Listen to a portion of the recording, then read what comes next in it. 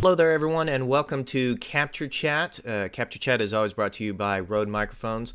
The Rode Microphone Company has provided microphones for Capture TV's video, for all the behind the scenes, for our photo shoots.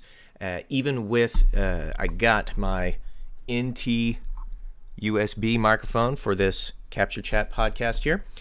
And I myself wanted to share with you the experience that I had on the last photo shoot. You probably saw the live stream teaser at the Wheeler District with the yellow hot rod. Well, obviously, as you can see in this photograph right here. But before I kind of get ahead of myself, I want to make sure I just give a very special thank you to a lot of people. One is Vanessa Wells of Vanessa Imaging, Jim Felder, a good friend of ours who kind of helped with the video, TJ Parker, as well as the gentleman by the name of Curtis Johnson, who helped us with acquiring or letting us borrow his hot rod for the photograph. It's a 32 coupe, very beautiful vehicle, and as well as the models that you see here for the shoot. Ayla Modeling, this is I think the third assignment that I've worked with her. Very sweet, very professional. And this here is Griffin of CNA Modeling. It's the very first time that I work with Griffin, and I enjoyed it a great deal. He is hilarious.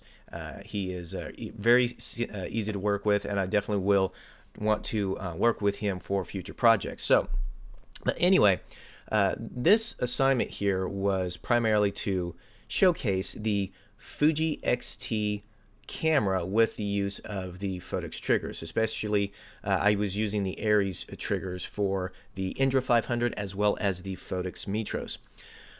But the thing is, I got to play with one other piece of lighting gear that my friend Quentin Aiken loaned to me. He is with Jourdain Photography, so you definitely look it up. Begins with a D, and I believe the D is silent.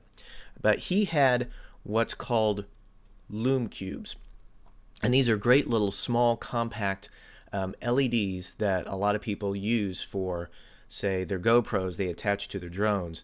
And he had about 5 of these, and it was a lifesaver as far as with what these little Lume Cubes were able to capture for me. So let me kind of show you a picture of what I am talking about. If you can see this here is an image of the Lume Cube on Bedford Camera and Bedford Camera and Video's website.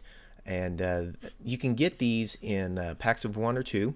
And they're pretty simple to operate. They are about an inch by inch size cube with a big, very powerful LED on the front end of it.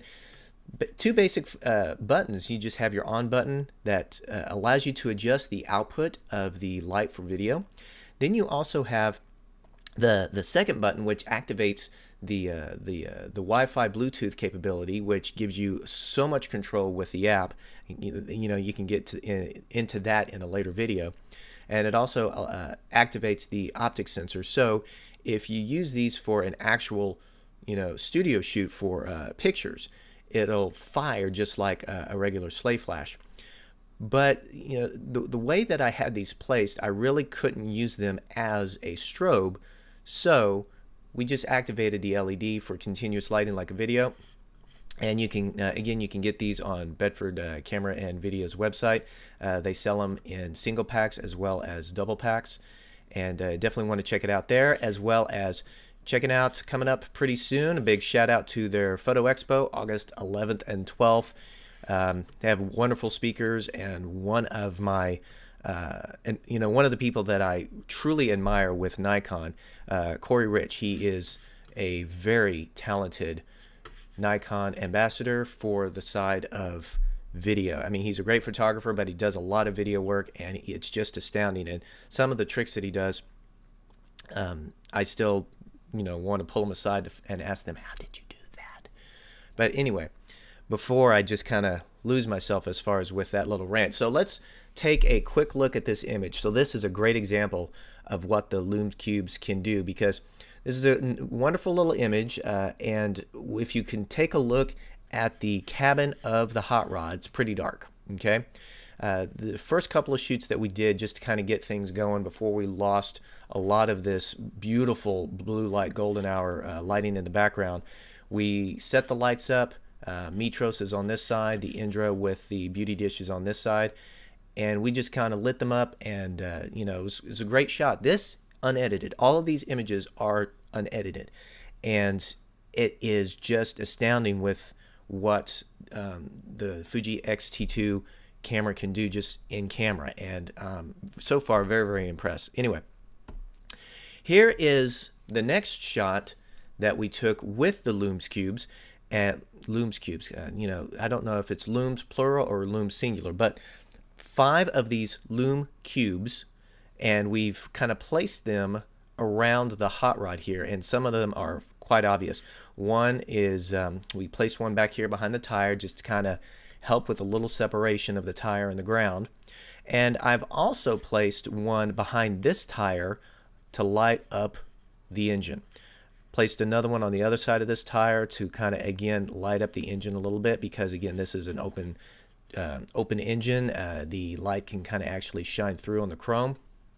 And I also placed 2 within the cabin of the hot rod, and as you can see here, a big difference with the shot is that you actually have detail within the cabin of the hot rod. So let me go back to the first shot, where obviously you can see there is no lighting of the cabin, and so therefore it's pretty dark.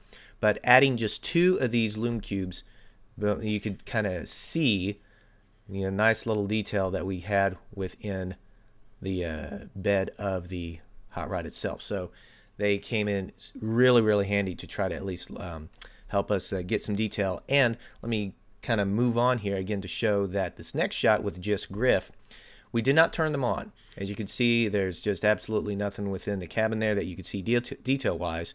And the next shot here with Ayla, I believe we actually did light them up, because you can see a little detail here on the top of the bed of the cabin. But here you go. Here you could see that we had 2 of the Lume Cubes on in the cabin of this hot rod, and again we got that detail back for the image itself. So again, if I jump over here, again they were turned off. It's absolutely black. There's nothing there, but we just light 2 of them up. There we go. We got the detail within the hot rod himself. So highly recommend that you give these a try. They again very small, very compact. They are quite bright. So you got a couple of different types of output power to choose from. Word of caution is they do get fairly warm if they're left on for a great deal of time. So you just definitely be careful where you place them. And again, I am gonna be a little bit excited to borrow them again, because the capability of the app allows you to control multiple of these just from your phone, rather than go into each individual one just to try to power it up and adjust the output there. So anyway, I'll leave it to that for now, because I want to get to these images and I want to start editing these images for the video as well as the Facebook page.